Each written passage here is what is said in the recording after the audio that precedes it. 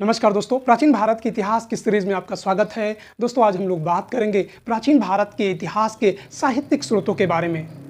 दोस्तों, प्राचीन भारत के इतिहास के साहित्यिक स्रोतों में ये हमारा 11वां पार्ट है और आज इस पार्ट में हम लोग बात करेंगे जैन साहित्य के बारे में। आप सबको पता है, जैन धर्म, बौद्ध धर्म में बहुत सारे ऐसे ग्रंथ लिखे गए हैं जिनसे हमें प्राचीन भारत के इतिहास की जानकारी मिलती है। तो हम लोगों ने बौद्ध साहित्य के बारे में बात कर लिया था। आज हम लोग बात करेंगे जैन साहित्य के बारे में और देखते हैं यहाँ से कौन कौन से ऐसे प्रश्न जैन साहित्य से पूछे जाते हैं और इन पर डिस्कशन करते हैं और आने वाले प्रश्नों पर भी चर्चा करते हैं। चलिए शुरुआत करते हैं जैन साहित्य के बारे में। दोस्तों, जब हम लोग जैन साहित्य के बारे में बात करते हैं तो जैन साहित्य में जो पहला नाम आता है वो जैन साहित्य के आगम का नाम आता है। ठीक है ना। और आगम में क्या है? जैन धर्म के सिद्धांत हैं। प्रारंभिक जैन ग्रंथ किस भाषा में लिखे गए हैं? अर्धमागधी भाषा में लिखे गए हैं। ये पूछा जाता है कि प्रारंभिक जैन साहित्य किस में लिखा गया है, तो अर्धमागधी भाषा में लिखे गए हैं। महत्वपूर्ण है कि द्वितीय जैन संगीत में आगम लिपिबद्ध हुए थे। ठीक है ना। जैन साहित्यों के बारे में बहुत सारी जानकारी जब हम लोगों ने बौद्ध जैन धर्म पढ़ा था तो वहाँ पर हम लोगों ने विस्तार से उनके बारे में चर्चा किया था। लेकिन फिर भी साहित्यिक स्रोतों को एक बार फिर से हम लोग डिस्कशन करते हैं। जैनियों की प्राचीनतम रचना पूर्वों के रूप में जानी जाती है और ये पूर्व जो है अर्धमागधी में लिखे गए हैं। पूछा जाता है प्रारंभिक जैनियों के जो प्राचीनतम रचनाएं हैं किसके नाम से जानी? पूर्वों या पूर्वों के नाम से जानी जाती हैं। जिनके रचनाकार कौन? महावीर को बताया जाता है। ये पूर्वों की संख्या कितनी थी? 14 थी। इनको वल्लभी में 513 से 526 ईस्वी की द्वितीय संगीत में इनको घटाकर 12 कर दिया गया है। ठीक है ना। आगे हम लोग बात करते हैं पुराण के बारे में। देखिए, जैन साहित्य में पुराण का महत्वपूर्ण स्थान है और जैन साहित्य में पुराणों को क्या कहा गया है? चरित कह के संबोधित किया गया है। ठीक है ना। ये प्रकृत भाषा, संस्कृत एवं अपभ्रंश, ये तीनों भाषा में क्या है? लिखे गए। कौन कौन से? प्रकृत भाषा में, संस्कृत और अपभ्रंश, यानी तीनों भाषा में लिखे गए हैं। प्रमुख पुराणों में पद्म पुराण, हरिवंश पुराण, आदि पुराण और कालिका पुराण है। ये पूछा जाता है कि इन पुराणों में कौन से जैन धर्म से संबंधित हैं, तो पद्म पुराण, हरिवंश पुराण, आदि पुराण और कालिका पुराण है। आगे हम लोग बात करते हैं 8वीं शताब्दी की रचना कौन सी? हरिवंश पुराण है। यानी पूछ लिया जाता है कि हरिवंश पुराण की रचना कब हुई, तो 8वीं शताब्दी में हरिवंश पुराण की रचना हुई। इसमें महाभारत की कथाओं का जैन रूपांतरण है। यानी जिस तरीके से महाभारत में कथाओं का वर्णन है उसी तरीके से हरिवंश पुराण में जैन धर्म के बारे में उल्लेख मिलता है। यह आप कह सकते हैं जैन रूपांतरण है। जिनसेन और गुणभद्र, ठीक है ना। कौन कौन? जिनसेन और गुणभद्र द्वारा 9वीं शताब्दी में त्रिष्ठ लक्षणा महापुराण की रचना की गई। त्रिष्ठी कौन सी है? त्रिष्ठी लक्षणा महापुराण की रचना की गई। 9वीं शताब्दी में रचना आदि पुराण में पहले जैन तीर्थंकर ऋषभदेव की जीवनी है। पूछ लिया जाता है आदि पुराण में किसका उल्लेख मिलता है, तो आदि पुराण जो है आदित्यनाथ या आदिनाथ ऋषभदेव की क्या है? जीवनी है। आगे हम लोग बात करते हैं जिनसेन एवं गुणभद्र ने आदि पुराण में ब्राह्मण संस्कारों की सूची दी है जो कि जैन संदर्भ में दी गई है। आदि पुराण यह निर्देश भी देता है कि शूद्रों को भिक्षु बनने से रोका जाए। ध्यान दीजिएगा, कौन सा है? आदि पुराण। आदि पुराण में क्या कहा गया है? शूद्रों को भिक्षु बनने से क्या है? रोका जाए और उन्हें उच्च स्तरीय धार्मिक व्यवहारों को निषिद्ध कर दिया जाए, उनको रोका जाए। आगे हम लोग बात करते हैं भगवती सूत्र में। भगवती की सूत्र किसने लिखा, इसके बारे में जानकारी नहीं मिल पाती है, इसलिए इसके लेखक अज्ञात हैं। ठीक है ना। अज्ञात ना मान के चलिएगा कि जानकारी नहीं है। इसमें तीर्थंकरों यानी वीतरागियों के जीवनियां दी गई हैं। पूछा जाता है कि जो तीर्थंकरों की जीवनी है उसको कहाँ पर उल्लेख किया गया है, तो भगवती सूत्र में जैन तीर्थंकरों की जीवनियाँ बताई गई हैं। और इसी में 16 महाजनपदों का भी उल्लेख मिलता है। ठीक है ना। उधर बौद्ध साहित्य कह दें तो अंगुत्तर निकाय, और जैन साहित्य में भगवती सूत्र में 16 महाजनपदों की उल्लेख मिला है। इस पुस्तक में महावीर स्वामी को अपने प्रिय शिष्य इंद्रभूत के साथ वार्तालाप के माध्यम से जैन सिद्धांतों का प्रतिपादन करते हुए वर्णित है। ध्यान दीजिएगा क्या बताया गया है इस पुस्तक में। क्या है? महावीर स्वामी अपने प्रिय शिष्य इंद्रभूति, पूछ लिया जाता है इनका प्रिय शिष्य कौन था? इंद्रभूति के साथ वार्तालाप के माध्यम से जैन सिद्धांतों का क्या किया है? प्रतिपादन करते हुए वर्णित किया गया है। अजीवक मक्खल गोशाल तथा स्वर्ग नर्क का विशद रूप से वर्णन भी इसी भगवती सूत्र में मिलता है। आगे हम लोग बात करते हैं भद्रबाहु चरित्र। ठीक है ना। पूछ लिया जाता है इसके लेखक कौन है, तो इसके लेखक कौन है? रत्न नंदी थे। इसी में चंद्रगुप्त मौर्य का भद्रबाहु के साथ दक्षिण गमन का वर्णन मिलता है। ठीक है ना। भद्रबाहु चरित्र से ही क्या मिलता है कि चंद्रगुप्त मौर्य भद्रबाहु के साथ कहाँ चले गए? दक्षिण भारत चले गए। तो भद्रबाहु चरित्र की रचना किसने की है? रत्न नंदी ने की है। उसके बाद हम लोग बात करते हैं कल्पसूत्र, और कल्पसूत्र का लेखक कौन है? भद्रबाहु है। इन्होंने इसी ग्रंथ में रचना की कि चंद्रगुप्त मौर्य 4वीं शताब्दी ईसा पूर्व में के काल में की थी, और जैन धर्म का प्रारंभिक इतिहास कल्पसूत्र से ही मिलता है। आगे हम लोग बात करते हैं कालांतर में वल्लभी के जो मैत्रक वंशी शासक ध्रुवसेन थे, उन्हीं के काल में संस्कृत में कल्पसूत्र नाम से एक दूसरी पुस्तक की रचना हुई, और भद्रबाहु जैन भाष्य ग्रंथ निरुक्त के भी लेखक हैं। ध्यान दीजिएगा, भद्रबाहु जैन भाष्य ग्रंथ निरुक्त के भी लेखक हैं। आगे हम लोग बात करते हैं लोक विभाग। तो लोक विभाग क्या है? लोक विभाग गुप्त युगीन मुनि सर्वनंदी इसके लेखक हैं। पूछा जाता है लोक विभाग किसने लिखा? तो ये किसने लिखा? सर्वनंदी ने लिखा। अब हम लोग बात करते हैं पट्टावलियां के बारे में। ये जैन पट्टावलियों में वंशावलियों की सूची दी गई है। ठीक है ना। क्या बताया गया है? पट्टावलियों में वंशावलियों की सूची दी गई है। इसी में गधिया या गधया या गद्यानक मुद्रा का उल्लेख मिलता है। पट्टावली में ही मिलता है। किसमें? गदैया या गधैया नामक सिक्का पूछा गया है। ठीक है ना। तो कहाँ मिलता है? पट्टावलिया में भी मिलता है। थेरावली में जैन संतों के काल के विषय में सूक्ष्म विवेचना की गई है। थेरावलियों में भी जैन संतों के काल के विषय में विवेचना की गई है।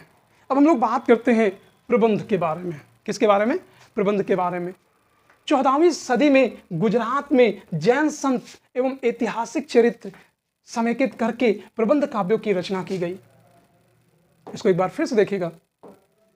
प्रबंध 13वीं शताब्दी में गुजरात में जैन संतों एवं ऐतिहासिक चरित्रों को समेकित करके, यानी केवल कौन कौन से संतों और ऐतिहासिक इनके चरित्रों को क्या करके एकत्र करके प्रबंध काव्यों की रचना की गई। अब हम लोग बात करते हैं कुवलय माला की। किसकी? कुवलय माला की। 773 ईस्वी में ओदंत सूरी ने प्रकृत भाषा में इसे लिखा, और जिन सूरी ने इस कथा कोश प्रकरण लिखा।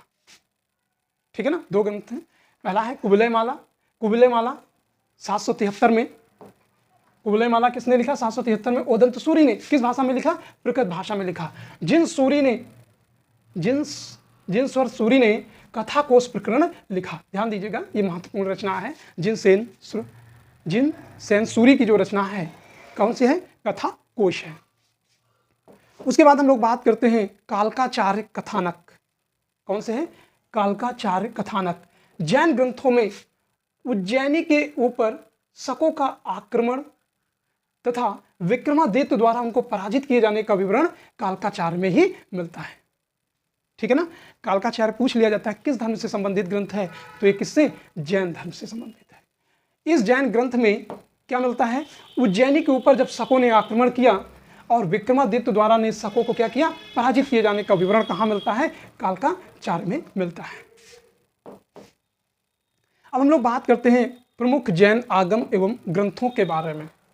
कौन कौन से जैन आगम हैं और कौन कौन से ग्रंथ हैं। तो पहला नाम मिलता है आचारांक सूत्र, ठीक है ना। तो आचारांक सूत्र मतलब आचरण संबंधी, तो इसमें जैन भिक्षुओं के आचार नियमों का क्या है, वर्णन मिलता है। और इसमें जैन भिक्षुओं को चेतावनी दी गई है कि वो उन स्थानों पर ना जाए जहां गणतंत्र का शासन हो, यानी जैन ग्रंथों में एक तरीके से गणतंत्र की अवहेलना की गई है, ठीक है ना। फिर आगे हम लोग बात करते हैं नया धम्म कहा सूत्र।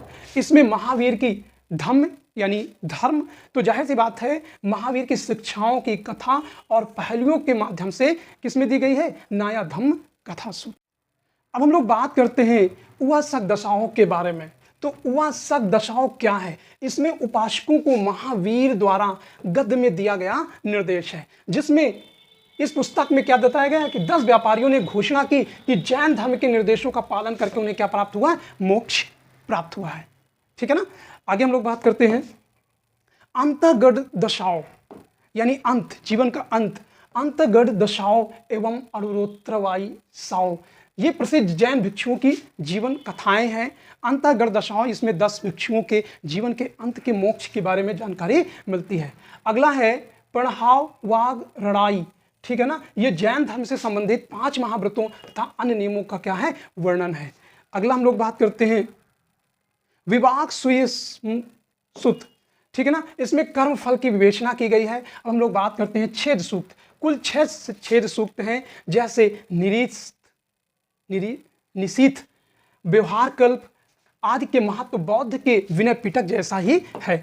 आगे हम लोग बात करते हैं टीकाओं के बारे में। जैन ग्रंथ में जो टीकाएं लिखी गई हैं उनमें निजुक्त यानी निर्युक्त, भाष्य और चूर्ण प्रमुख हैं, जो महाराष्ट्रीय एवं प्रकृत में है। पूर्व मध्ययुगीन जैसी टीकाएं वृत्ति तथा अवचूर्ण संस्कृत में हैं। जैन साहित्य की प्राचीनतम टीकाएं किसमें है, निर्युक्त में।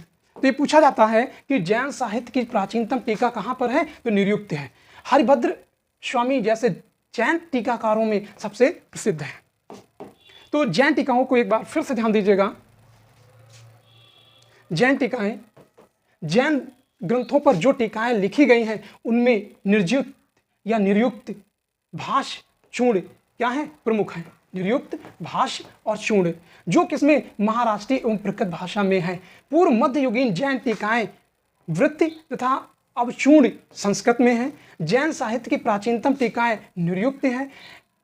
हरिभद्र स्वामी जैन टीकाकारों में सबसे प्रसिद्ध थे।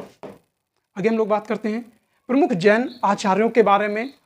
पहला नाम आता है कुंड, दूसरा है सामंत भद्र, तीसरा है सिद्धसेन दिवाकर, चौथा है देवनंदी पूज्यपाल।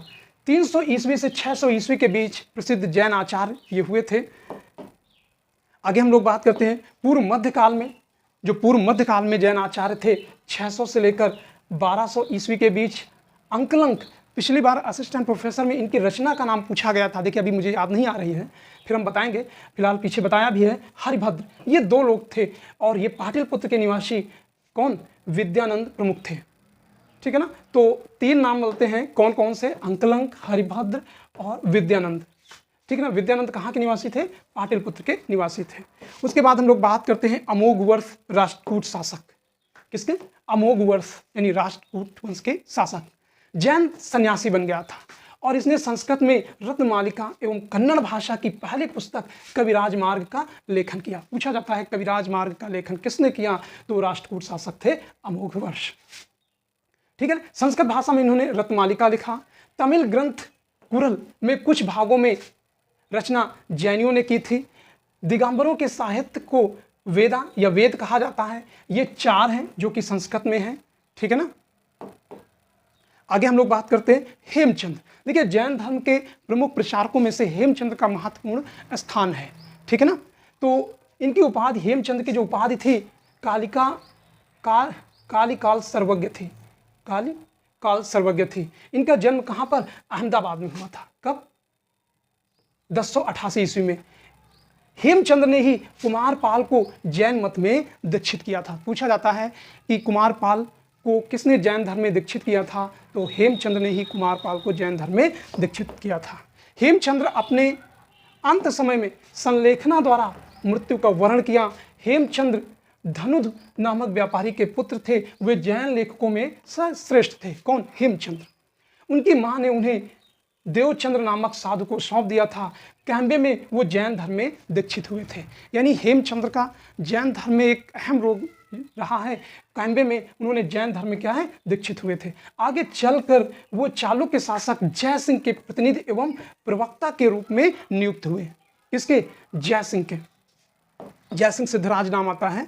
बाद में जय सिंह ने उन्हें दरबारी पंडित एवं इतिहासकार के रूप में नियुक्त कर दिया। हेमचंद की कुछ रचनाएं हैं जो कि महत्वपूर्ण हैं। देखिए, त्रिष्ठित सलाका पुरुष चरित, इनकी ये रचना है। किसकी? त्रिष्ठित सलाका पुरुष चरित। दूसरी है अभिधान चिंतामणि, ये शब्दकोश है। तीसरा सिद्ध हेम या शब्द अनुशासन, ये इनका व्याकरण है हेमचंद्र का। कुमारपाल चरित द्वयाश्रव महाकाव्य है ये। किसका? हेमचंद्र का। ये संस्कृत एवं प्रकृत भाषा दोनों भाषाओं में है। अनिलवाड़ा के शासक कुमारपाल की कथा के माध्यम से व्याकरण के नियमों को स्पष्ट किया है। किसने? हेमचंद्र ने। उसके बाद इनकी एक बहुत ही महत्वपूर्ण रचना है परशिष्ट पर्वन। किसकी? हेमचंद की। ये स्थिविरावली चरित है, ठीक है ना। त्रिष्ठित सलाका पुरुष चरित का ये परशिष्ट है। 12वीं शताब्दी में प्रकृत भाषा में लिखी गई है परशिष्ट पर्वन। इसे जय सिंह सिद्धराज के संरक्षण में लिखा गया। परशिष्ट पर्वन एवं भद्रबाहु चरित से ही चंद्रगुप्त मौर्य के जीवन की घटनाओं का वर्णन मिलता है। तो इस तरीके से जैन साहित्य समाप्त होता है।